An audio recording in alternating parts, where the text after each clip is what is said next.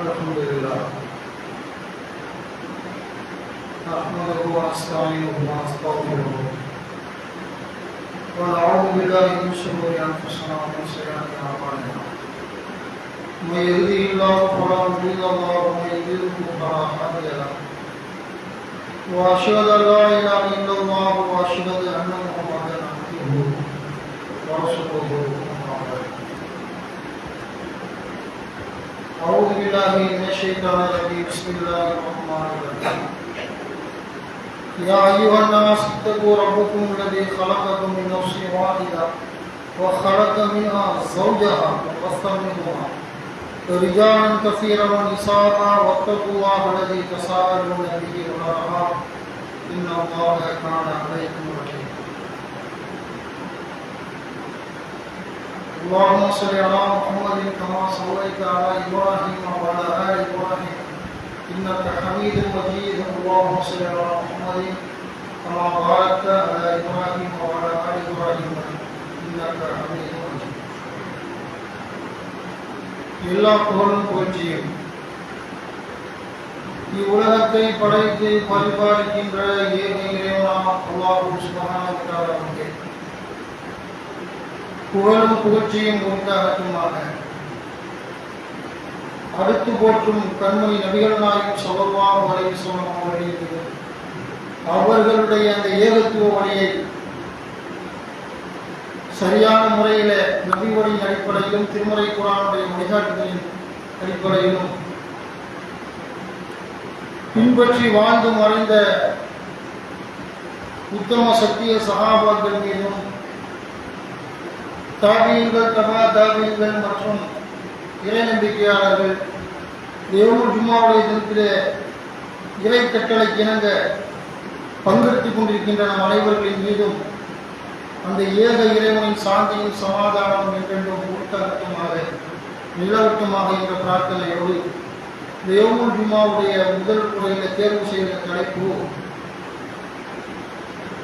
சீரழியும் இளைஞனும் சீர்படுத்தும் இஸ்லாமும் என்ற தலைப்பில் அல்லாஹ்வுடைய வேதத்திலிருந்தும் அல்லாஹ்வுடைய தூதர் நபிகள் நாயகம் ஸல்லல்லாஹு அலைஹி வஸல்லம் அவர்களுடைய வழிகாட்டுதலின் மூலம் சில செய்திகளை சொல்வதற்கு கடமைப்பட்டிருக்கிறேன். அல்ஹம்துலில்லாஹ். கண்ணியத்திற்குரிய சகோதரர்களே சகோதரிகளே, அல்லாஹ் ரப்பல் ஆலமீன் இந்த உலகத்திலே பல்வேறு வகையான படைப்புகளை படைத்திருக்கின்றார். அதில் உயர்ந்த படைப்பாக மனித படைப்பை அல்லாஹ் மனிதனை படைத்ததை பற்றி பெருமைப்படுத்தி பாராட்டுகிறார். அப்படிப்பட்ட அந்த மனிதன் எப்படி வாழ வேண்டும், எப்படி வாழக்கூடாது என்பதை அல்லாஹ்வுடைய மார்க்கம் நமக்கு சொல்லி தெளிவாக சொல்லி காட்டியிருக்கிறது. அந்த வகையில் மனிதனுடைய அவனுடைய அந்த படைப்பை பற்றி அல்லாஹ் ரப்பல் ஆலமீன் நமக்கு தெளிவுபடுத்தக்கூடிய விஷயத்தை பார்க்கிறோம். அல்லாஹ் மனிதனை படைத்தான், இப்படி மூலப்பொருளை கூட எல்லாம் விளக்கி சொல்லிட்டு இருக்கான்.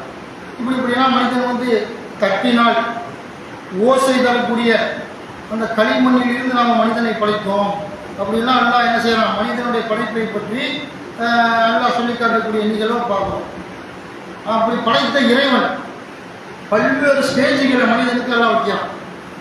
என்ன மாதிரி ஸ்டேஜ் வைக்கிறான் குர்ஆன் பேசுகிறது என்று சொன்னால் 30வது அத்தியாயத்தினுடைய 54வது இறைவசனம். அல்லாஹு அல்லதி ஹலககும் மின் ضعஃபின் ثم جعل من بعد ضعف قوة ثم جعل من بعد قوة ضعفا وشيبا يخلق ما يشاء وهو العليم القدير. பலவீனமான நிலையில் உங்களை அல்லாஹ் படைத்தார். அப்படின்னா உங்களை அல்லாஹ்வுடைய ஹலகக்கும் மின் ضعஃபின், லைஃப்ங்கிற பலகீனமான செய்கிற அந்த வார்த்தைக்குமா உள்ளது. அல்லாஹ்வுடைய ஹலகக்கும் மின் ضعஃபின், பலகீனமான நிலையை உங்களை படைத்தான். தாயுடைய வயிற்றில் வெளியேறும் பொழுது இப்படி நம்ம வரணும் என்று சொன்னால் குறிப்பிட்ட பருவம் வரைக்கும் தலை நிற்பதற்கு ஒரு காலம் தேவைப்படுகிறது.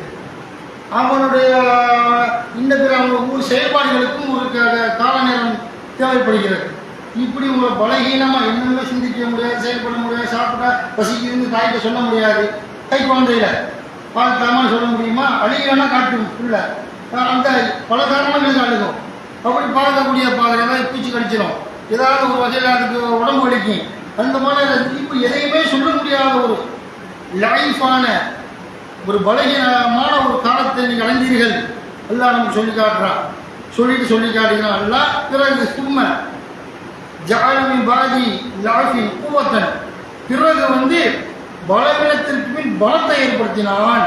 பலவீனமாக இருந்தீங்கன்னா கால் நிற்கல நடக்க முடியல, தவறு போகிறான். பிறகு ஒரு வயசு 1.5 வயசு நடக்க ஆரம்பிக்கிறான். இப்படி எல்லாம் பலகீனமாக இருந்த உங்களை பிறகு பலகீனத்துக்கு அப்புறம் ஒரு பலத்தை நாம் கொடுத்தோம். பின் அல்லாஹ் சொல்லி காட்டுறான். அல்லாஹ் மறுபடியும் சொல்லும் பொழுது என்ன சொல்றான் அப்படின்னு கேட்டான். அல்லாஹ் உனது ஹலாகுக்கும் மின் லாஃபின் சும்மா ஜாலமின் பாதி லாஃபின் சும்மா கூவத்தன் சும்மா ஜாலமின் பாதி கூவத்தின் லாஃபன் ஷைபா யஹ்லுகு மா யஷாஉ வஹுவல் அலீமுல் கதீர். பின் பலவீனத்தையும் பலத்துக்கு பின் பலவீனத்தையும் நரையையும் கிரடா போயிருங்க முடி நரைச்சி நரையையும் ஏற்படுத்தினான். அல்லாஹ் சொல்றான். அவன் நாடியதை படைப்பான், அவன் அறிந்தவன் ஆற்றலுடையவன் என்று. அல்லாஹ் மனிதனுடைய அவனுடைய 50 வருஷம் 60 வருஷம் 20 வருஷம் 100 வருஷத்து வாழ்க்கையை அல்லாஹ் என்ன செய்யறான்? ஒரு வரியில சொல்லி முடிக்கிறான். பலகீனம், அப்புறம் பலம், அப்புறம் பலகீனம், கடைசியில் மூத்தா போவோங்கிற அடிப்படையில் அல்லாஹ் 3 ஸ்டேஜை சொல்லி பலகீனமாக இருக்கிறீங்க, அது ஒரு காலகட்டம் அப்படின்னு அல்லாஹ் 2 3 வருஷம் 5 வயசு வரை குழந்தைகள் ரொம்ப பலகீனமாக இருக்கும். அந்த மாதிரி ஒரே நோய் நொடிகள் வந்துக்கிட்டு இருக்கும். இப்படியெல்லாம் அதையெல்லாம் தாய் தாப்பை சரி பண்ணுவாங்க, மருத்துவத்தை கூட்டிகிட்டு போய் காட்டணும், பல பிரச்சனைகள் இருக்கிறது. அதன் பிறகு ஒரு பருவம், அந்த பருவம் இளமை பருவம், அதன் பிறகு வாலிப பருவம், அதன் பிறகு முதுமை பருவம். இப்படி பல்வேறு வகையான ஸ்டேஜுகளை நீங்கள் அல்லாஹ்வை நாம் உங்களுக்கு தந்தோம். அல்லாஹ் சொல்லிக்கார இந்த மாதிரி எல்லாம் படைத்த நாம எப்படி இந்த காலங்களை அந்த இளமை பருவத்தை எப்படி நம்ம வாழ்க்கையில் செலவழித்து கொண்டிருக்கிறோம். அந்த ஸ்டேஜில் உள்ளவங்க, அதை கடந்து வந்தவர்கள் ஏராளம், அதை கடந்து கொண்டிருக்கிறவங்க, அதனுடைய சமகாலத்தில் இருக்கக்கூடியவர்களுடைய நிலைமை என்ன? இளமை வாலிபம் எப்படி இருக்கிறது என்று சொன்னால், இன்றைக்கு இளமை ஒரு மனிதனுடைய பையனுடைய இளமை காலம் கேள்விக்குறியா இருக்கிறது. அவனுடைய வாலிப பருவம் கேள்விக்குறியா இருக்கிறது. ஏன் எல்லாம் அதை மட்டும் ஒரு தனித்துவமாக காட்டுறான், முதுமையை அப்படி காட்ட மாட்டான். முதுமையை பற்றி பேசும்போது தாப்பா தாய் தாப்பா நோய்வாய்ப்பட்டு படுத்த படுக்கையில் கிடப்பாரு, அவங்க கண்ணியப்பட்டு சீண்டி கூட சொல்லிடுறாங்க. கடைசிக்கு அவருடைய போக சொல்லக்கூடாது, கடைசி நேரத்தில் அவங்கள வீட்டை விட்டு துரத்தாத என்ற அடிப்படையில் நல்லா அவங்கள தாய் தாப்போட முதுமையை பற்றி நான் பேசக்கூடிய இறைவன். இளமை யார் உதவி தேவையான ஒரு கட்டம், அந்த இளமை அந்த வாலிபம் ஆரோக்கியம் இருக்கக்கூடிய அந்த உடல்நிலை அந்த தருணத்தில் ஏன்டா யார் உதவி அப்படின்பான். துபாய்க்கு போவான், யாரை எடுப்போம் துபாய்க்கு, வெளிநாடு, அமெரிக்கா, ஐரோப்பாவுக்குலாம் சின்ன பையன் 15 வயசு இல்லை, 25 வயசுல இருக்கிறானா, ஒரு 27 இருக்கிறானா, ஒரு 30 இருக்கிறானா, இப்படி பார்க்குறான். அதுக்குமே 40 கிடந்துட்டா ரிஜெக்ட் பண்ணிடுவான், அவனுக்கு கணக்கு பிடிச்சிருவோம் அப்படின்ற அளவுக்கான. அப்போ அந்த பருவம் என்ன, இந்த பருவத்தில் எப்படி இருக்கிறோம், சேர்மானம் எப்படி இருக்குது, இப்போ பாராட்டக்கூடிய அளவுக்கு இருக்குதா, சிந்திச்சு பாருங்க. இளமை பருவத்தை அந்த அளவுக்கு அல்லாஹ் கண்ணியப்படுத்தக்கூடிய ஒரு சூழலை அல்லாஹ் வைத்திருக்கின்றான். எந்த அளவுக்கு அந்த இளமை பருவத்துடைய கண்ணியம் இருக்கிறது.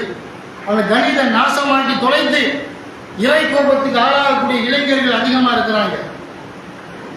ஆனால் இந்த இளமையை பற்றி ஒரு ஹதீஸின் வாயிலாக நம்ம கடைசி காலத்தில் ஒருவர் உணர்ந்து கொள்கிறார். அந்த செய்தியை நம்ம ஹதீஸில் பார்க்கிறோம். ஒரு இளமை எப்படிப்பட்டது, இளமைகளையும் சாதிக்கலாம். அதற்காக இளமை பள்ளிக்கூடங்களில் இருக்கக்கூடிய கல்லூரிகளில் இருக்கக்கூடிய காலத்தில் பார்க்கலாம். இளமை நேரங்கள் என்ன செய்வோம் அப்படின்னு கேட்டால், அந்த உடல் வலிமை இருக்கும் சக்தி, ஜிம்முக்கு போவான். 50 வயசில் போக முடியுமா ஜிம்முக்கு?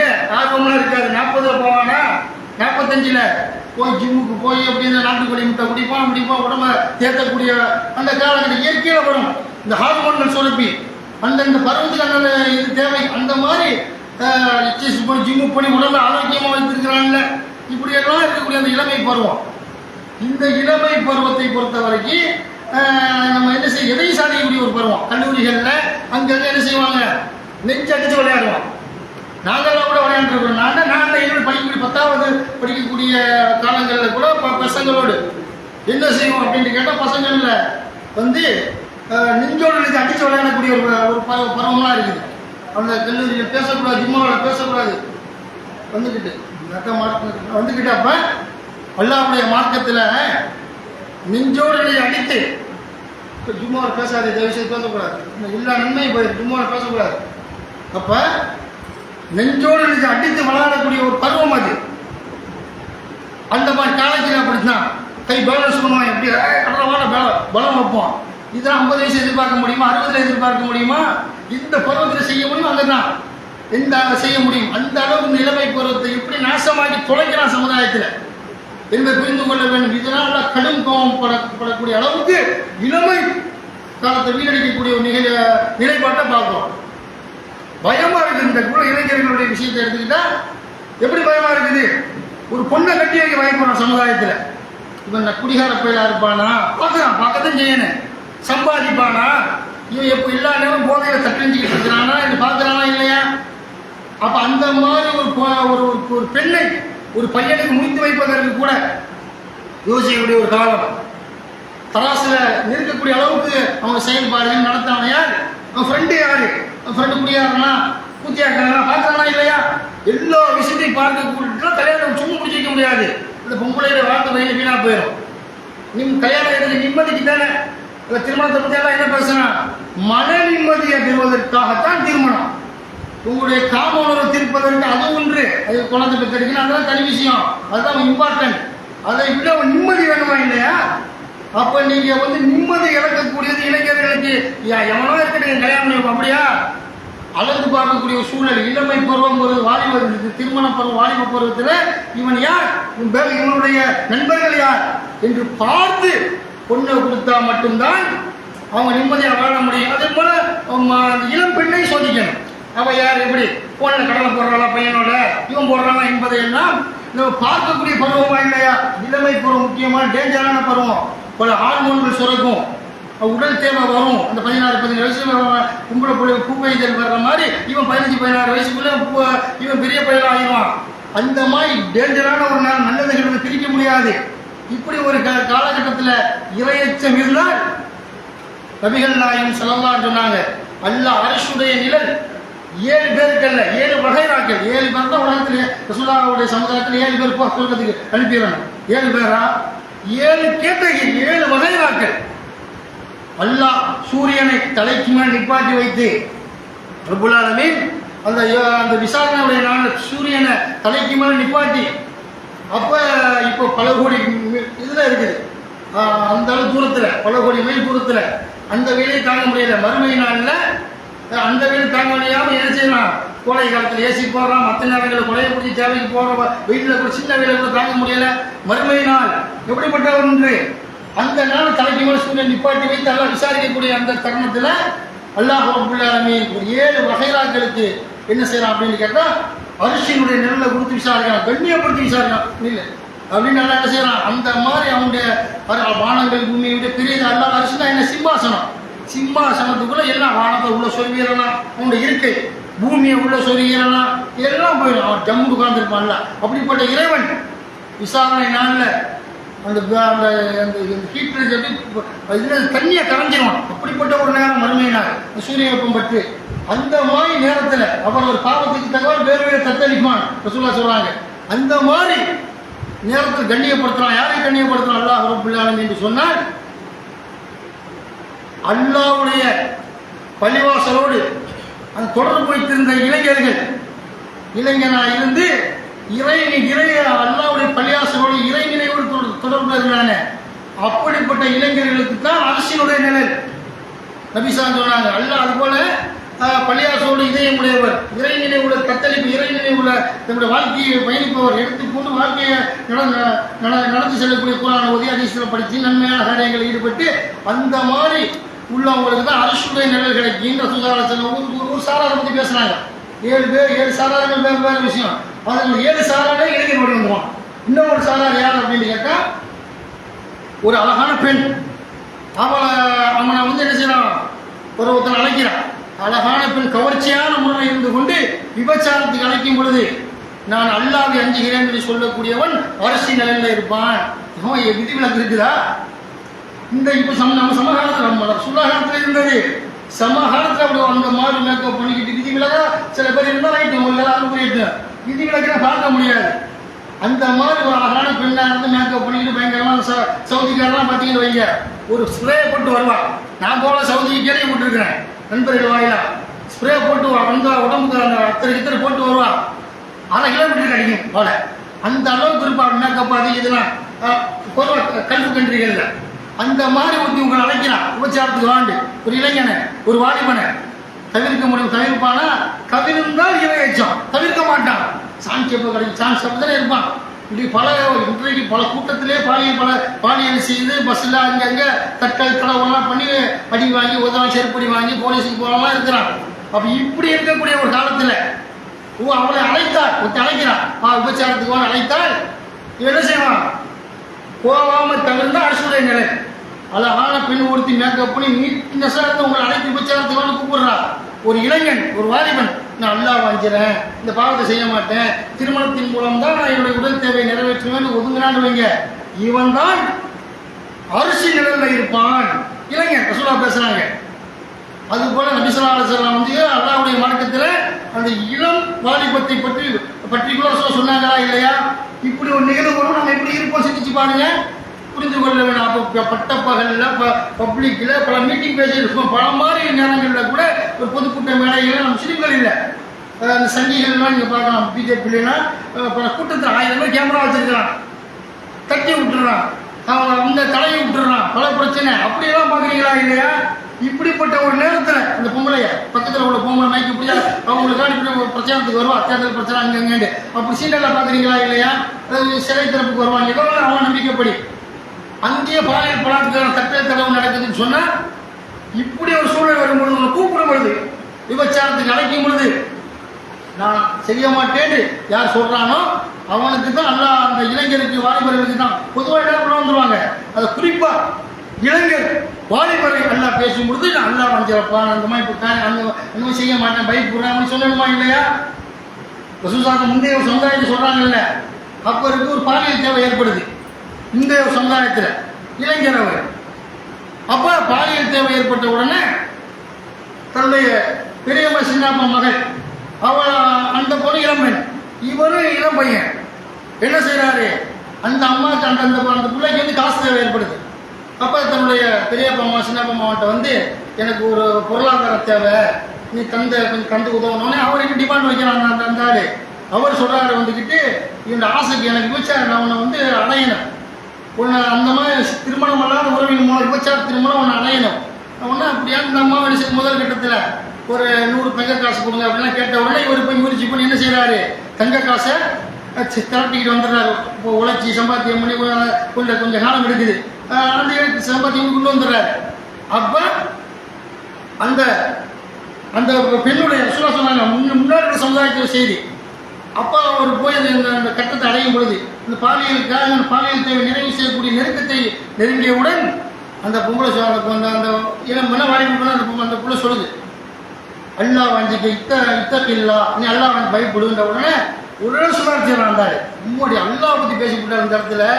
இந்த இடத்துல வந்து ஒரு நம்ம ஒரு சொர்க்கத்துக்கு போகக்கூடிய ஒரு இடம், பாலியல் தேவை நிறைவேற்றக்கூடிய இடத்துல இத்தக்கில்லா அல்லாஹ் வாஞ்சிக்கிறாங்க உடனே எந்திரிச்சிட்டாரு.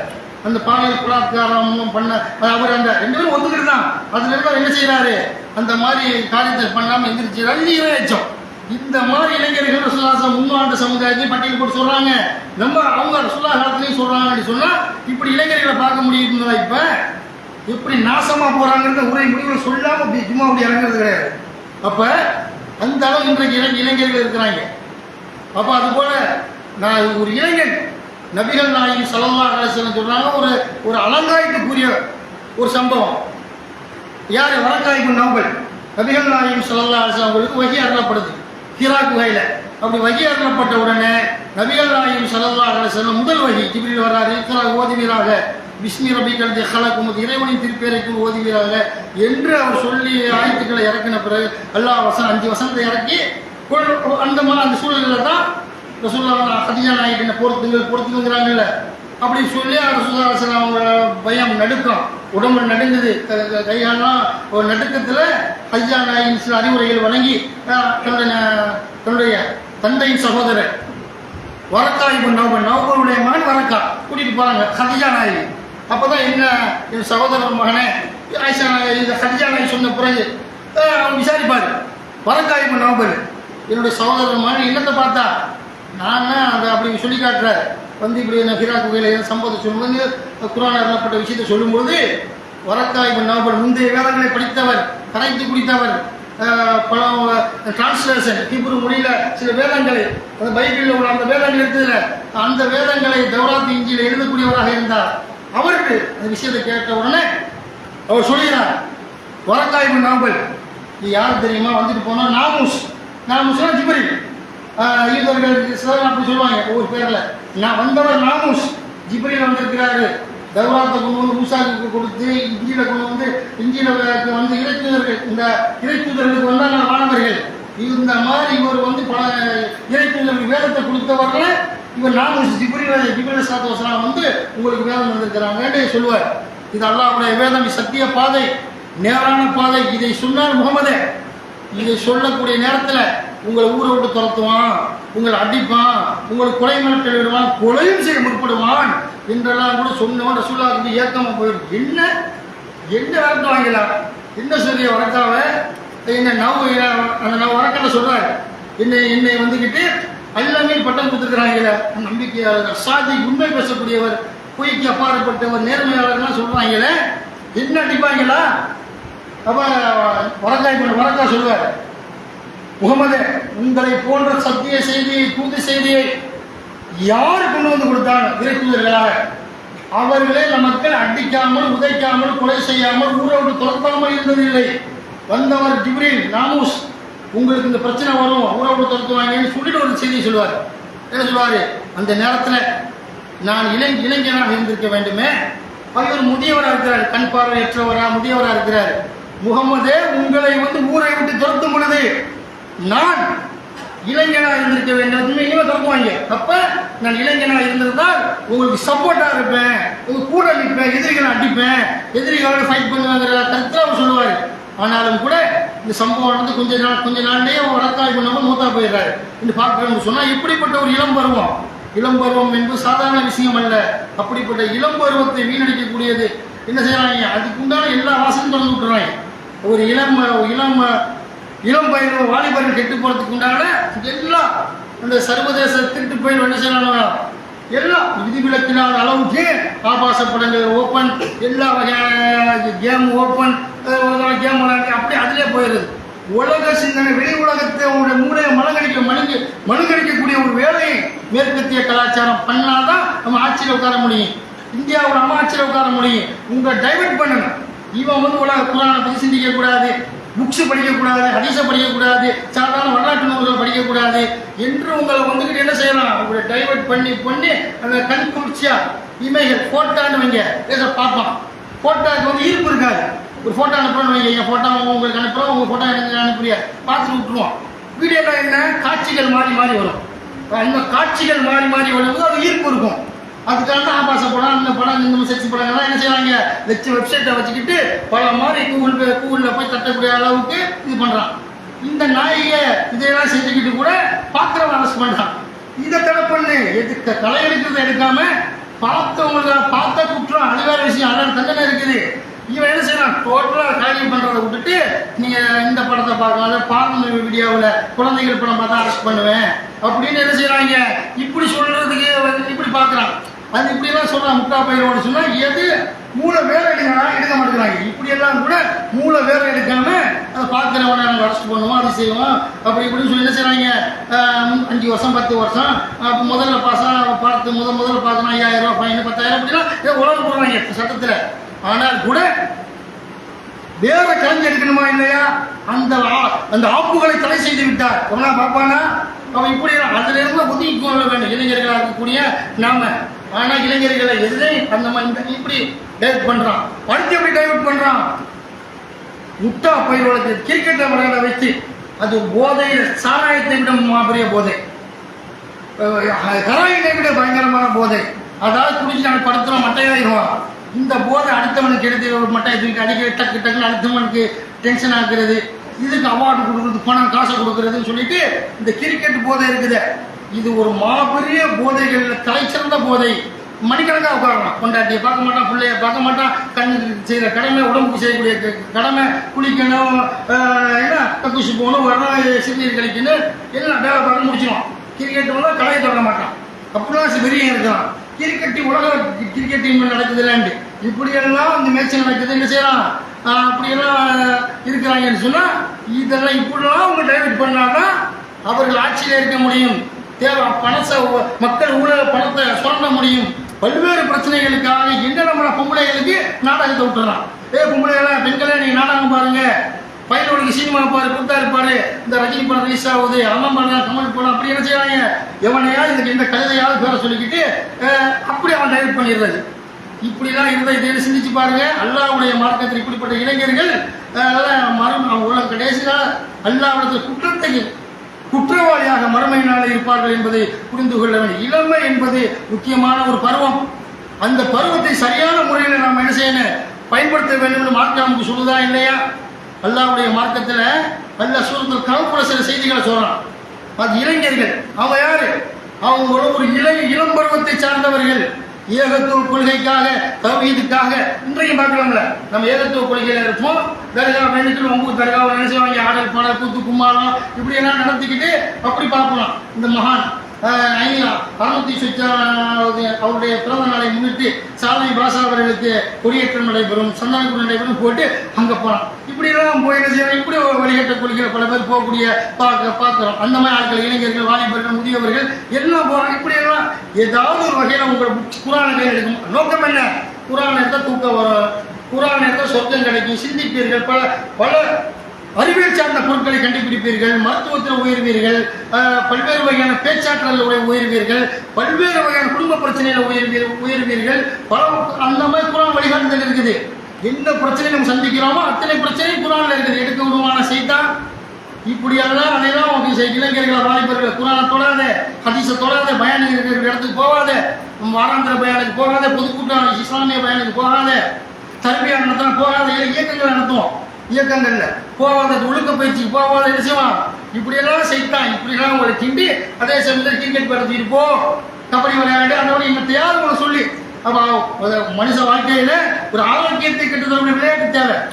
அதெல்லாம் லிமிட்டா இருக்கணும். 1 மணி நேரம் 1.5 மணி நேரம் முடிச்சுட்டு போற மாதிரி இருக்கணும். அதுலயே கிடந்தா இது விளையாட்டுக்கு பேரு போதையா. அப்ப அந்த மாதிரி அல்லாஹ்வுடைய மார்க்கத்தை பொறுத்த வரைக்கும் இளைஞர்கள் எப்படி இருக்கு என்பதை அல்லாஹ் அப்படியெல்லாம் டைவர்ட் பண்ணக்கூடிய காலத்துல ஏகத்துவ கொள்கைக்காக என்ன செஞ்சிருக்கிறாங்க, ஒரு தன்னுடைய நாட்டை ஹீரத் பண்ணி போனவங்களை பற்றி அல்லாஹ் குர்ஆன்ல பேசலாம். சூரத்துல் கஹ்ஃப்ல 18வது அத்தியாயத்தின் 10வது இறைவசனம். இது அவள் ஃபித்யத்து இலல் கஹ்ஃபி ஃபகாலு ரப்பனா ஆத்தினா மின் லதுன்க ரஹ்மத்தன் வ ஹய்யிஅ லனா மின் அம்ரினா ரஷதா. சில இளைஞர்கள் குகையிலே ஒதுங்கிய பொழுது, எங்கள் இறைவா உன்னுடைய அருளை எங்களுக்கு வழங்குவாயாக, எங்களுடைய பணியை காரியங்களை எங்கள் சீராக்குவாயாக என்று பிரார்த்தனை செய்தார்கள். அல்லாஹ் சொல்றான். அதுபோல அல்லாஹ் சொல்லும் பொழுது ஆதானி ஃபில் கல்வி சினின் அததா 18வது அத்தியாயத்தில் 11வது வசனம். எனவே அந்த குகையில் பல வருடங்கள் அவருடைய காதுகளில் திரை ஏற்படுத்தினோம். காதுல தூங்குறாங்க. அப்படி அல்லாஹ் சொல்றான். 300 பல மாதிரி பேசுறாங்க. அந்த இன்னைக்கு அல்லாஹ்வை நான் அறிவேன் அப்படின்னு சொல்றான். அந்த மாதிரி இளைஞர்கள் போய் நாட்டை விட்டு போய் தௌஹீது கொள்கை எல்லாம் கட்சிகளை வழங்குறாங்க. கண்டதே காட்சி கொண்டதே கொள்கையில் இருக்கிறாங்கன்னு சொல்லி அடி உத ஊருக்குள்ள தௌஹீதை ஏற்றி இருந்தால் அடி உத ஊரில் கொலை பண்ணிக்குவான் என்பதற்கு ஹிஜ்ரத் பண்ணி அவங்க போன அந்த வரலாற்றில் எல்லாம் சொல்கிறான். அப்படி இளைஞர்களை பற்றி எல்லாம் பேசுகிறான். 18-13 நஹ்னு நக்குஸ் அலைக நபாகும் பில் ஹக்கி இன்னஹும் ஃபித்யத்துன் ஆமனு பிரபிஹிம் வ ஸித்னாஹும் ஹுதா. அல்லாஹ் ரப்பல் ஆலமீன் திருமறையில நமக்கு சொல்லி காட்டுகிறான். என்ன சொல்றான்? அல்லாஹ் சொல்லும் பொழுது அவர்களது உண்மை வரலாற்றை நபியே நாம் உங்களுக்கு கூறுகிறோம். நபியே, அந்த குகைவாசியோட உண்மை வரலாற்றை உங்களுக்கு நாம் கூறுகிறோம். அவர்கள் இளைஞர்கள், அவர்கள் தமது இறைவனை நம்பினார்கள். அவர்களுக்கு நேர்வழி அதிகமாக்கணும். ஒரு ஜிதுனா ஹுதா, நேர்வழி இருந்தால் பள்ளியாசல் நோக்கி வரலாம், நோன்பு வைப்பான், நன்மை செய்வான், கெட்ட காரியத்திலிருந்து தன்னை விடுவித்து விடுவான், நல்ல காரியத்தை செய்வான். எவனுடைய உள்ளத்தில் அல்லாஹ் முத்திரையை குத்தி விட்டானோ, கெட்ட சிந்தனை கெட்ட பார்வைன்னு அவனுடைய வாழ்க்கையை அமைத்து விட்டானோ, அவன் நேர்வழி இல்லாத எதனால செய்வான் என்ற அடிப்படையில் அல்லாஹ் சொல்லி காட்டுறான். இவர்களுக்கு நேர்வழி அதிகமாக்கணும்னு அல்லாஹ் சொல்லி காட்டுறான். அப்படி இவங்களுடைய விஷயத்தை எல்லாம் பேசும்பொழுது 18வது அத்தியாயத்தின் 14வது இறைவசனத்தில் அல்லாஹ் சொல்றான், வரபத்னா அலா குலூபிஹிம் இது காமு ஃபகாலு ரப்புனா ரப்பு சமாவாதி வல்லர்லி லன் நதுவ மின் தூனிஹி இலாஹன் லகத் குல்னா இதன் ஷததா. 18-14 அவர்கள் எழுந்து நமது இறைவன் வானங்களுக்கும் பூமிக்கும் இறைவனாவான், அவனை என்று வேறு கடவுள்களை நாங்கள் பிரார்த்திக்க மாட்டோம், வேறு எந்த கடவுளையும் சிலைகளை வழங்க மாட்டோம், அவ்வாறு செய்தால் நாங்கள் வரம்பு மீறிய வார்த்தையை கூறுபவர்களாக ஆகும் என்று அவர் கூறிய பொழுது அவர்களது உள்ளங்களை உறுதிப்படுத்தினோம். உள்ளா இதன் சத்தத்தா, அவங்களோட உள்ளங்கள் எல்லாத்தையும் காரணம், எல்லா முசீபத்தின் காரணமே என்ன ஓட்டம். இந்த எண்ண ஓட்டத்தை பொறுத்த வரைக்கும் அந்த சுருத்து கவுவாசிகள் குகைவாசிகளை அவங்களுக்கு குள்ளா இதன் சத்தத்தை உள்ளங்களை உறுதிப்படுத்தணும். ஏகத்துவத்தில் தவிர நல்வழியில நேரான பாதையில் சத்திய பாதையில் மக்களை அழைத்து தானும் இருந்து அது அந்த வாய்ப்பு இல்லையா, இந்த அளவில் நான் ஈமானை காப்பாற்றி மூத்தாப்பும் சொந்தத்துக்கு போக வேண்டும் என்பதற்காக சுருத்து கவுவாசிகள் இருந்த செய்தி எல்லாம் சொல்லி காட்டினான் என்று சொன்னால் இந்த உள்ளங்கள் தடுமாற்றத்தில் தான் எல்லா வகையான விஷயங்களும் நடந்து கொண்டிருப்பதை பார்க்கிறோம். அப்போ அல்லாஹ்வுடைய மார்க்கத்தை பொறுத்தவரை இளைஞர்கள் எப்படி இருக்கணும், அந்த இளைஞர் சஹாபாக்கள் எல்லாம் எடுத்துக்கொண்டே வைங்க, அவங்கெல்லாம் எப்படி இருந்தார்கள் என்பதெல்லாம் மார்க்க நமக்கு என்ன சொல்லுகிறது. மாலிக் இப்னு ஹுவைரிஸ் ரலியல்லாஹு அறிவிக்கிறாங்க, நபிகள் நாயகம் ஸல்லல்லாஹு அலைஹி வஸல்லம் காலத்தில் நாங்கள் சம வயதுடைய இளைஞர்கள் நாங்கள் 20 நபர்கள் ரசூலுல்லாஹ் போகிறாங்க. ரசூலுல்லாஹ் டியூஷன் எடுப்பதற்காக அங்கேயே தங்கி டியூஷன் ரெகுலர் அங்கேயே 20 நாட்கள் தொடர்ச்சியாக தங்கி அந்த மாதிரி ரசூலுல்லாஹ்கிட்ட போய் ரசூலுல்லாஹ்வோட அவங்களோட மார்க்கத்தை கற்றுக்கொள்வதற்காக நாங்கள் போனோம். போய் ரசூலுல்லாஹ்வோட மார்க்கத்தை கற்றுக்கிட்டோம், ரசூலுல்லாஹ்வை பற்றியும் கற்றுக்கொண்டோம். அவங்களுடைய அந்த உயர்ந்த பண்பு நற்குணத்தை எல்லாம் நபிகள் நாயகம் ஸல்லல்லாஹு அலைஹி வஸல்லம் அவர் எப்படி இருந்தார்கள் என்று சொன்னால் அவங்களுடைய குணநலன்கள் அல்லாஹ்வுடைய தூதர்கள் மென்மை குணமுடையவர்களாக, இறக்க குணமுடையவர்களாக, மென்மை குணமுடையவர்களாக நபிகள் நாயகம் ஸல்லல்லாஹு அலைஹி வஸல்லம் இருந்தார்கள் அப்படின்னு சொல்லிட்டு சொல்றாங்க. சொன்ன பிறகு நாங்கள் ஏன்னா எதுக்கு நம்ம சுக்ஸாம சாலம் சொல்லிட்டு போவாங்க, பேச்சு வச்சு நம்பிடுவோம். நல்லா அவ்வளோ ஒழுக்கமான ஆள், பயங்கரமான ஆளுண்டு. அவர் வெளிப்பட செயல் தெரியுமா, அவர் தெரியாது. ஒரு பழக்கம் யதார்த்தமாக பார்த்தோம் பழக்கம்னா வேற. அவரோட தங்கினா அவரோட இருந்தா 10 நாள் அவரோட இருந்தா 3 நாள் அவரோட இருந்தா 1 நாள் அவரோட தங்கினவங்க வைங்க, அந்த பொட்டு நாட்டை வெளியாயிடும், ஆம்பளையோ பொம்பளையோ. இப்படி அவ்வளோ சலாம் போட்டா முக்காடை வச்சு தொங்க விட்டு அசாமி சொல்லி அந்த பொம்பளை பாண்டாண்ட வந்தாலும் அவரு என்னங்க இப்படி இருக்கிறாருன்னு சொல்லி அவருடைய சேட்டை எல்லாம் தெரிஞ்சிடும். அவருடைய சேட்டை என்ன நற்பண்புகள் இருந்தால் நற்பண்புகளும் தெரியும், சேட்டை இருந்தால் சேட்டையும் தெரிஞ்சு, பிறலையும் தெரிஞ்சு, பிறலிக்கார ஆளு முன்னாடி கேடு கட்டவன் எல்லாம் தெரிஞ்சிருவான் இல்லையா, பொய்காரன், வாக்கு மீறுவான், ஏமாற்றுவான் எல்லாம் தெரிஞ்சிடும். எப்படி 1 நாள் தங்கினா 10 நாள் தங்கினா 20 நாள் தங்கினா நம்ம கூட 6 மாதம் பயணித்தா 2 வருஷம் இருந்தா அவனை பற்றி ஃபுல் டீட்டெயில்ஸ் வந்துடும். இவனா ஏன் விசாரிக்க ஊரில் மாப்பிள்ளை பொண்ணு கேட்கும் பொழுது என்ன செய்ய வந்துக்கா அந்த பொண்ணு எப்படி மாப்பிள்ளை எப்படி கேட்பான், ஏன் கேட்கற ஊருக்காரன்ட்ட அவனை பற்றி தெரியும், அவனை பற்றி வெளியூருக்காரன்ட்ட விசாரிக்க முடியாது. இவன் ஊருக்காரன், அங்கே பிறந்தவன் வளர்ந்தவன், எவ்வளோ முஸ்தபா பொண்ணு பார்க்க வந்திருக்கிறாங்க, முஸ்தபா எப்படிப்பா கேட்க முஸ்தபா யாரும் உங்களை சொல்ல பேர பொதுவாக சொல்றேன், அந்த அணியில் ஒரு ஆள் வந்திருக்கிறார் அப்துல் அவர் யாருங்க ஏன் கேட்கிறான், அந்த பாத்திமா ஆயிஷா அப்படின்னு ஊருக்காரன் விசாரித்தா பொட்டு விழாத்து தெரிஞ்சிடும் என்பதற்கு தான் விசாரிக்கிறான். அந்த மாதிரி பார்க்கிறோம். ஆனால் நபிகள் நாயகம் ஸல்லல்லாஹு அலைஹி வஸல்லம் தோழர்கள் எடுத்துக்கொண்ட அதை சொல்றேன். ஆனால் ரசூலுல்லாஹி தோழர்கள் சொல்றாங்க, அப்படி 20 நாட்கள் ரசூலுல்லாஹ்வோட தங்கினோம். ரசூலுல்லாஹ்வுடைய மென்மை, அவருடைய சிரிப்பு, பொன்முறுவல், எங்களுக்கு கோச்சிங் எடுத்தது எல்லாத்தையும் நாங்கள் அறிந்து கொண்டோங்கிறாரு. சொல்லிட்டு சொல்றாரு பிறகு ரசூலுல்லாஹ் நினைக்கிறாங்க இல்லை திருமணம் சம வயதுடைய திருமணமானவங்க ஆகாரமாக இருக்கிறாங்க. அப்புறம் ரசூலுல்லாஹ் கேட்குறாங்க வந்துக்கிட்டு, இந்த அவங்க டைம் முடிஞ்சு 20 நாள் வந்தீங்க, உங்கள் கோச்சிங் கோர்ஸ் முடிஞ்சு எங்கள் வீட்டுக்கு போகும்போது சொல்ல கேட்க அவங்க பொண்டாட்டி பிள்ளை எப்படி இருக்குது தாய் தப்பா விசாரிக்கும் போது நாங்கள் எங்கள் குடும்பத்தாரை பற்றி சொன்னோம். பிறகு ரசூலுல்லாஹ் சொன்னாங்க, எங்களுக்கு அறிவு 20 நாள் டியூஷன் எடுத்து போட்டா ஃபுல் டே, இப்போ வீட்டுக்கு போங்க, போய் சொல்லுக்கமா ரைத்து மூணி நபிகள் நாயமா என்ன எவ்வாறு தொலை கண்டீர்களோ அவ்வாறு தொழுவுங்கள் சொல்லிட்டு உங்களில் போய் குடும்பத்தார்கள்ட்ட போய் இந்த மார்க்க கல்வியை அவங்களுக்கு போய் சொல்லிக் கொடுங்கிறாங்க. இந்த கற்ற கல்வியை போய்கிட்டு நீங்க யாருக்கு அவங்க குடும்ப கொண்டாடி பிள்ளை தாய் தப்பேன் அண்ணன் தம்பியை சொல்லுங்க என்று சொல்றாங்க. பாங்கு சொல்லப்பட்ட உங்கள தொழுகை நேரம் வந்தால் உங்களை ஒரு ஆள் பாங்கு சொல்லட்டும், உங்களை பெரியவர் இமாமத்து செய்யட்டும், குரானை அறிந்தவர் இமாமத்து செய்யட்டும். சுதாரதன் சொன்ன செய்தி புகாரில 631வது நபிமொழியாக பதிவு செய்யப்பட்டிருக்கிறது என்று சொன்னால், இப்படி இளைஞர்கள் இருந்தா இப்ப எப்படி இருக்கிறான் செஞ்சு இப்ப உள்ள இளைஞர்கள் எடுத்துக்கிட்டா கல்லு கஞ்சா சாராயம் போதை அது எந்த ஒரு நட்பண்பும் இல்லை. ஆனா பிற பாப்பன சமுதாயம் அவன் மட்டும் டெவலப் ஆயிட்டு இந்தியாவில், அவன் மட்டும் பெரும்பெரும் உயர்கல்வித்துறையில போலீஸ் பெரிய பெரிய பெருமா அவனோட வேலையா நீதிபதி. அவன் குளிச்சு வேலை பார்க்க மாட்டான், உடம்புலாம் அப்படி மெல்லிச பொம்பளைக்கு மாதிரி இருக்கு, அப்படி பையன் டைட்டாலாம் இருக்காது, ஜூப்பன் அப்பெல்லாம் இருக்க மாட்டாங்க பிராமண சமுதாயத்தில்.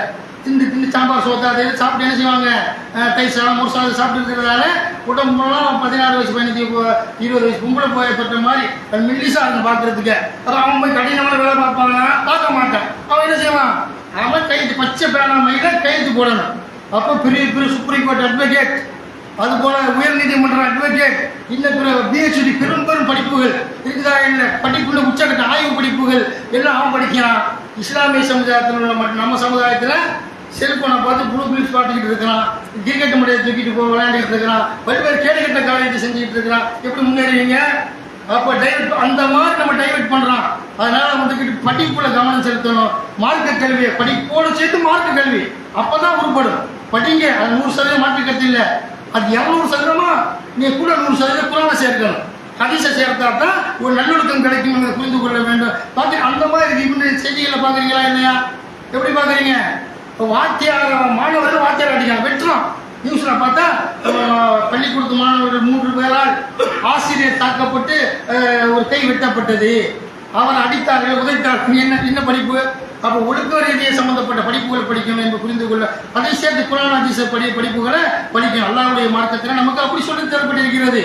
அதனால வந்துக்கிட்டு இந்த இளைஞர்கள் இருக்கிறாங்க, ஆபத்தான ஒரு பருவம், சாராயம் குடி அது இது சேர்மான அப்படி இருக்கு. முதல்ல பழக்கி விடும்போது என்ன செய்வான், அப்படி இப்படி ஆசை வார்த்தையை காட்டி பழக்கி விடுவான்.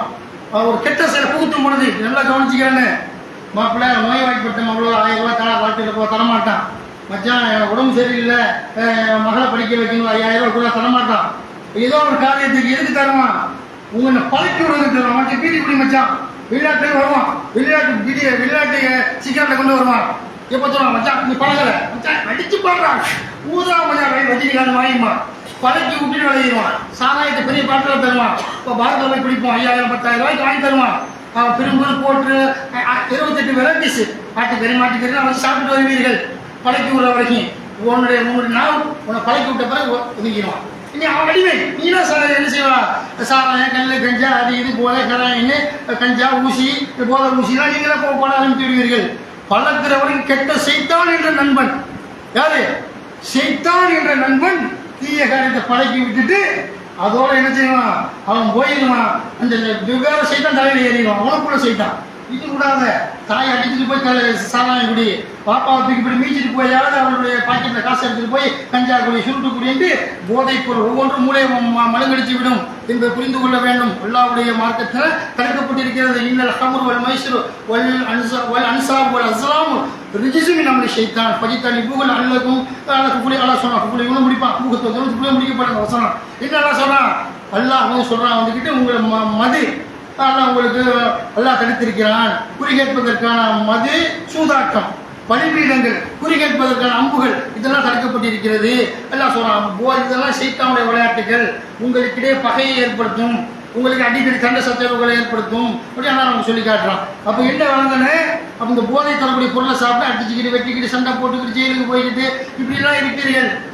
தொழுகையிலே தொழுவதை விட்டும் தொழுகை நிலைநாட்டுவதை விட்டும் சக்காத் கொடுப்பதை விட்டும் தடுக்கக்கூடிய ஒன்றாக அமையும் என்று எல்லாம் சொல்லி காட்டுகிறான். இதை புரிந்து கொண்டு நம்ம என்ன செய்யணும், இந்த போதை கெட்ட காரியங்கள் விலகனே இல்லை வாழ்க்கை சிறந்து போயிடும். பொண்ணு கிடைக்காது, உங்களுக்கு பொண்ணு தரணும், உங்களை போய் தெரிஞ்சுக்கலாம். இளைஞர் ஒரு இளைஞன் கெட்டவன் தெரிஞ்சு கொடுப்பாளா, தெரியாம மாட்டேங்கிறாங்க. உங்களை என்ன செய்யறாங்க, அந்த குடும்பத்தார்கள் நல்லவனாக்கி நினைச்சு ஏமாந்து போற குடும்பம் 99% இருக்குதுன்னு சொன்னா தெரிஞ்சா கொடுப்பாங்க மாப்பிள்ளை பொண்ண. இதை புரிந்து கொள்ள வேண்டும். அதுபோல சகாபாக்கள் எடுத்துக்கொண்டோம்னு சொன்னா அவ்வளவு சகாபாக்களுடைய இளம் சகாபாக்கள் மார்க்கத்துக்காக அவ்வளவு என்ன செஞ்சிருக்கிறாங்க, தன்னுடைய உயிரையே அர்ப்பணித்தவர்களும் அல்லாஹ்வுக்காக அந்த மாதிரி இந்த சகாபாக்கள் ஏராளமான நபித்தோழர்கள் இளம் வயதுடையவர்களாக இருந்தார்கள். பிலால் யாரு?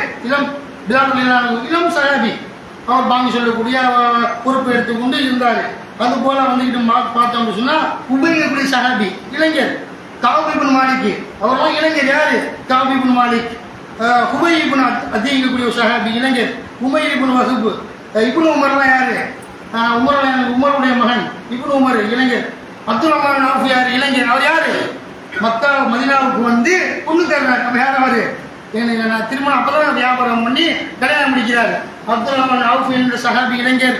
இப்படி இளைஞர்கள் பட்டியல் எடுத்துக்கொண்டோம்னு சொன்னா எவ்வளவோ சஹாபாக்கள். ஸைத் இப்னு சாபித் யார்? இளைஞர். அவரை தான் நபி ஸல்லல்லாஹு அலைஹி வஸல்லம் அவங்க கூப்பிட்டு குர்ஆனை எழுத சொன்னது. அவரை அபூபக்கருடைய ஆட்சி காலத்தில் இவரை பொறுப்பு படைக்கிறாங்க. மிகப்பெரிய பொறுப்பை ஸைத் இப்னு சாபித்தை நீங்க வந்து குர்ஆனுடைய நீங்க எழுதி அதை எல்லாத்தையும் தொகுத்துட்டாங்கிறாரு. அப்ப அவர் சொல்லுவார் ஸைத் இப்னு சாபித், நீங்க வந்து இந்த பூமியில் நட்டி வைக்கப்பட்ட மலைகளை நகற்றுமாறு உத்தரவிட்டான அபூபக்கரை, அபூபக்கர் கலீஃபாவை நான் நகர்த்த தயார். அல்லாஹ்வுடைய வேதத்தை ஒன்று சேர்க்கணுங்கிறீங்களே அப்படின்னு அவர் சொன்ன உடனே உமர் சப்போர்ட் பண்ணார். அதெல்லாம் அல்லாஹ் ரசூலுல்லாஹ் செஞ்ச பணி தான், நீ செய்யுங்க. உடனே என்ன செஞ்சாங்க? சாபித் செய்து போன்ற சகாபாக்கள்லாம் நிறைய சகாபாக்கள் இந்த பேரை ஒட்டிய சகாபாக்கள்லாம் குர்ஆனை தொகுத்தவர்கள்லாம் இளைஞர்கள். அது போல ஸைத் இப்னு சாபி செஞ்சக்கூடியவர். அல்கமார் யாரு? அவங்களாம் இளைஞர். அபூ தல்ஹா யாரு? இளைஞர். பெண்கள் வந்துக்கிட்டு உம்மு சுலைம் இளைஞர், இளம்பெண். ஆயிஷா நாயகி யார்? இளம்பெண். ரசூலுல்லாஹ் மூத்தா போகும்போது 16-17 வயசு தான் ஆயிஷா நாயகி. எவ்வளோ ஹதீஸ் அறிவிச்சிருக்கிறாங்க ஐயா? நிறைய ஹதீஸ்களை அறிவிச்சிருக்கிறாங்களா இல்லையா? ஐயா மேற்பட்ட ஹதீஸ்களை இப்படி எல்லாம் பார்க்கிறோம். அதனால அல்லாஹ்வுடைய மார்க்கத்தில் பல சஹாபாக்கள் ஸைத் இப்னு சாபித் அப்படி பல சஹாபாக்கள் வந்துக்கிட்டு இளைஞராக இருந்தாங்களா இல்லையா என்பதை புரிந்து கொள்ள வேண்டும். அந்த தியாகம் அல்லாஹ்வுக்காக, அல்லாஹ்வுடைய தூதருக்காக. முஸ்அப் பின் உமைர் யாரு? இளைஞர். ஜாபிர் ரலியல்லாஹு அன்ஹு யாரு? இளைஞர். இது புரிந்து. ஜாபிர் யாரு? ஜாபீரை பத்தி பேசுறாங்க. இளைஞர். ரசூலுல்லாஹ் சொல்லுவாங்கல்ல, என் கல்யாணம் முடிச்சுட்டு வருவாரு. யாரை முடிச்சாலும் விசாரிக்கும் போது ஜாபீர்கிட்ட நான் ஒரு விதவை பெண்ணை முடிச்சேன். உடனே ரசூலுல்லாஹ் சொல்லுவாங்க, விதவையா? நீ ஒரு கன்னி பெண்ணை முடிக்க மாட்டியாம்பாங்க. கன்னி பெண்ணை முடிச்சா நீ அவளும் ஒன்றுக்கு ஒன்றன் சந்தோஷமா இருக்கலாம்ல, பழைய நினைவுபடுத்துவாள்ல, பல மாதிரி இருக்குமே, இன்பமா இருக்குங்க என்று சொல்லும் போது இல்லை, எனக்கு அக்கட்சியாக தங்கச்சி மாவட்டம் நிறைய இருக்குது, அதை பராமரிப்பதற்காக தான் முடிச்சேன்னு சொல்லக்கூடிய அளவுக்கு அவர் இந்த ஜாபீர். அப்ப ஜாபீர் யாரு? ஜாபீர் ரலியல்லாஹு அன்ஹு. அவரும் அப்படி பெரிய சிறந்த இளம் சஹாபியா இருந்திருக்கிறாங்க என்பதை பார்க்கிறோம். இவர் ரசூலுல்லாஹ்வோடு ஜாபீர் ரலியல்லாஹு அன்ஹு என்ன செஞ்சிருக்கிறாங்க அப்படின்னு கேட்டா, நபிகள் நாயகம் ஸல்லல்லாஹு அலைஹி வஸல்லம் 1000 முறை ரசூலுல்லாஹ்வோடு நின்று தொழுதிருக்கிறாங்க. பின்னாடி ரசூலுல்லாஹ் இமாமா இருக்க அவருடைய வாழ்நாளில் 1000 தடவை நபிகள் நாயகத்தை பின்பற்றி தொழுதேன் ஜாபீர். இளைஞர் ஜாபீர் அலி. இந்த தொழுகைக்கு பள்ளியாசல காத்தடிச்சு போயிருக்கும். சுபுல இருந்து மற்ற தொழுகைகள்லாம் இப்படி ஒவ்வொரு பள்ளியாசல் இருக்குதுன்னு சொன்னா, அது போல ஜுபைர் இப்னு முத்தீம் அவர் யாரு? இளைஞர். ஜரீர் இப்னு அப்துல்லா அவர் இளைஞர். ஜாஃபர் இப்னு அபூ தாலிப் இளைஞர். இப்படி எல்லாம் இளைஞர் பட்டியல். ஹாரிஸா இப்னு அல் நுக்மான் இளைஞர். இப்படி பல பேர் சஹாபாக்களை பார்க்கணும்னு சொன்னா, இவர்கள்லாம் மார்க்கத்துக்காக, கல்விக்காக இன்னும் ஈர்த்தார்கள் என்பதை உணர்ந்து கொண்டு அல்லாஹ்வுடைய தூதர் சொன்ன மாதிரி இருக்கணும். புகாரி இமாம் பற்றி சொல்றாங்க. அவர் யாரு? இமாம் புகாரி இமாம் அவர்களை பொறுத்த வரைக்கும் சின்ன 14-15 வயசுக்குள்ளேயே கல்வியை கற்று பெரிய குர்ஆன் ஹதீஸ் குர்ஆனுக்கு முபஷ்ஷிரீன்களாக விரிவுரையாளராக எழுதினார்கள் என்று பார்க்கிறோம். பல அறிஞர்களையும் சரி சஹாபாக்களையும் சரி மார்க்கத்துக்காக தன்னுடைய உயிரை நீத்தார்கள் என்று புரிந்து கொண்டு நாமளும் ஏகத்துவ கொள்கையில நன்மையை தீமை தரக்கூடிய இளைஞர்களாக உருவாக வேண்டும் என்று சொல்லி இன்றைய இந்த ஜும்மாவுடைய முதல் உரையை நிறைவு செய்கிறேன். யா அய்யுஹல்லதீன ஆமனூ தக்குல்லாஹ ஹக்க துகாத்திஹி வலா தமூதுன்ன இல்லா வ அன்தும் முஸ்லிமூன்.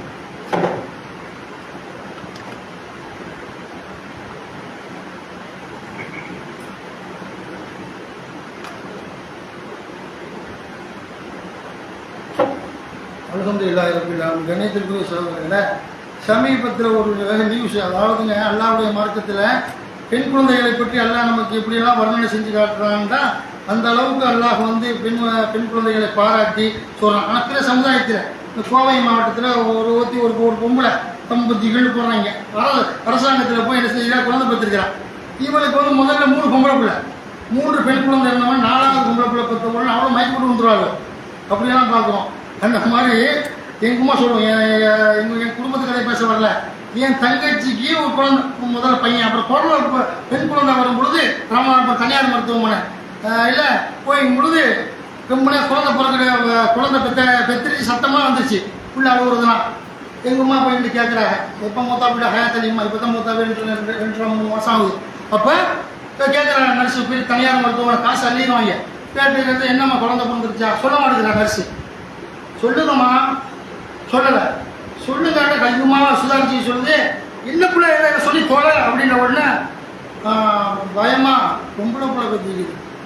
அப்படி சந்தோஷம் அல்ஹம்துலில்லாஹ் அப்படி வாங்கி வச்சேன். முதல்ல எங்கள் வீட்டில் நம்ம பொதுவாக இஸ்லாமிய சமுதாயத்தில் பொம்பளை பிள்ளை பாகுபாடு பார்க்க மாட்டோம், 80% 90%.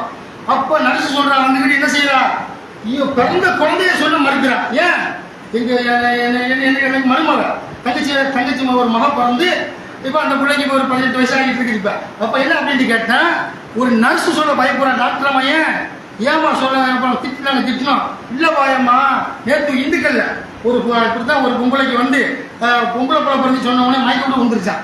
அந்த ஆம்பளை பிள்ளை எதிர்பார்த்துட்டு வந்த பொம்பளை நர்ஸு நாங்கள் எங்கள் குழந்தை பிறகு முந்தைய நாளில் பொம்பளை பிள்ளை சொல்லிக்கிறான் நர்ஸு வந்துக்கிட்டு.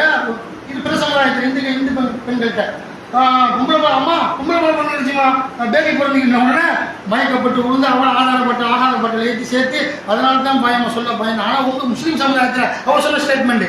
ஆனால் நீங்கள் அந்த மாதிரி இல்லைம்மா, பொம்பளை பிள்ளைய ஒரு இஸ்லாமிய சமுதாயத்தில் ரொம்ப உன்னதமாக கருதுகிறீர்கள். கருதை தான் செய்வோம், நபிகள் சொல்லிட்டாங்க, எல்லாம் சொல்லிட்டான். எல்லாம் நாடிய ஒரு ஆம்பளை பிள்ளை பொம்பளை பிள்ளை கலந்து கொடுப்பான்ட்டு. பெண் குழந்தையை பற்றி எல்லாம் பேசும்போது சுப செய்திங்களா, நாம் வந்து பெண் குழந்தையை பற்றி எல்லாம் பேசும்போது பெண் குழந்தை பிறந்தது என்று சுப செய்தி சொல்லப்பட்டார். அவருடைய முகங்கள் கருத்து விடுகிறது, கோபத்தை நின்று விழுங்குகிறான். இந்த இந்த பூமி தலை மலையாக இருக்கிறான், வரமாட்டுக்கிறான் வெளியே. ஆம்பளை பிள்ளையால விஷயம் வெளியே வந்துருது. எல்லாம் சொல்ல சுப செய்தியுடைய ஒன்றை எப்படி எடுத்துக்கிறான் சில பேர். இது அவனுக்கு பெண் குழந்தைக்கு பிறந்ததுன்னு சுப செய்தி சொல்லப்பட்டால் அந்த மாதிரி ஆகிறான். நல்லா சொல்றான், அப்படியே கோபம் ஊருக்குள்ள வரமாட்டான். ஆம்பளை பிள்ளையால உடனே ரிசல்ட் வந்துடும். அப்புறம் பொம்பளை பிள்ளை பிறந்துட்டு வைங்க, பொதுவாக சொல்றேன், 5 மாதம் கழிச்சு 3 மாதம் கழிச்சு கேட்பாங்க, ஏமா அவங்க அந்த குழந்தை உண்டாச்சு அந்த பிள்ளை பத்துச்சா, ஆமாம் பத்துச்சு, என்ன பிள்ளை பொம்பளை பிள்ளை. அது விஷயம் விலைக்கு வரலையா, ஆம்பளை பிள்ளை போன பிள்ளை ஆம்பளை பிள்ளை சிங்கம் பரட்டான் வாங்க. பொம்பளை பிள்ளை பார்த்தா அல்லாஹ் சொல்றாங்க, இந்த மாதிரி எதிர்மறையான விஷயத்தை விலகிக் கொள்ளுங்கள் அல்லாஹ் சொல்லிக்காதீங்க. அல்லாஹ் சுப செய்யக்கூடிய ஒரு விஷயமா இருக்குதா இல்லை பெண் குழந்தைகள் இது அல்லாஹ். ஆனால் இந்த கோவையில் மருத்துவமனையில் என்ன பண்ணிவிட்டான்னு கேட்டால் 4வது பொம்பளை பிள்ளை உடனே ஒரு ஏஜெண்டை பிடிச்சி வித்துட்டா. கொஞ்சம் செய்தி பார்த்தா தெரிஞ்சிருக்கும். ஒரு ஏஜெண்டை பிடிச்சி புரோக்கரை பிடிச்சி பிள்ளைய விற்க போகும்போது சிறுவர்கள் அந்த ஸ்பெஷல் இருப்பாங்கல்ல, குழந்தை காக்கக்கூடிய அதிகாரிகளுக்கு தெரிஞ்சு வந்து அவளை கைது பண்ணி அந்த சின்ன குழந்தை அந்த பெண் பிறந்த குழந்தைய விற்க போனதை பிடிச்சிக்கிட்டு பெண் குழந்தையை காப்பாற்ற அனுப்பிட்டாங்க. தாய் இருந்தும் பெண் குழந்தை காப்பாற்றுக்கு அனுப்புனாங்கன்னு சொன்னால் எப்படிப்பட்ட ஒரு காலம். இந்த 20-21 நூற்றாண்டில் வாழ்ந்துட்டு இருக்கக்கூடிய இந்த மனித மிருகங்களில் இந்த மாதிரி ஆட்கள் எப்படி இருக்கிறாங்க என்பதை உணர்ந்து கொண்டு பெண் குழந்தைகளோ ஆண் குழந்தைகளோ பெண்ணோ ஆணோ எந்த குழந்தையாக இருந்தாலும் இறைச்சற்றவர்கள் வளர்க்கக்கூடியவர்களாக பாரபட்சம் காட்டாமல் இருப்போம் என்று சொல்லி ஜும்மாவுடைய 2ஆம் முறை நிறைவு செய்கிறேன். பதிக்குறுனை அது குறிக்கும் வஷ்கூருடைய வளாத்த கூறுவோம்.